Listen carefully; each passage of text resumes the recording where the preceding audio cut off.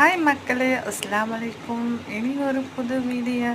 இப்போ நம்ம என்ன பார்க்க போகிறோம்னா, மீன் புட்டு தாங்க நம்ம வீட்டில் செஞ்சுருக்கேன். செம்மையாக இருக்குது, செம்ம டேஸ்டியாக செஞ்சுருக்கேன். இது வந்து வெறும் வெங்காயம், பச்சை மிளகாய், இஞ்சி பூண்டு, கரம் மசாலா, மிளகாத்தூள், இது அவ்வளோதாங்க. அவ்வளோதான். முட்டை பொடிமா செய்கிறோம்ல, அது மாதிரி செய்யணும். இது மீனை ஊற்றி எடுத்து முள்ளெல்லாம் எடுத்து வச்சுக்கிட்டு நம்ம மீன் எப்படி முட்டை பொடி மாஸ் செய்கிறோமோ அதே மாதிரி செஞ்சால் செம்ம டேஸ்ட்டாக இருக்குங்க. எங்கள் வீட்டில் இன்றைக்கி சஹருடைய ஸ்பெஷல் இதுதாங்க. உங்கள் வீட்டில் என்னான்னு கமெண்ட் பண்ணுங்கள், ஷேர்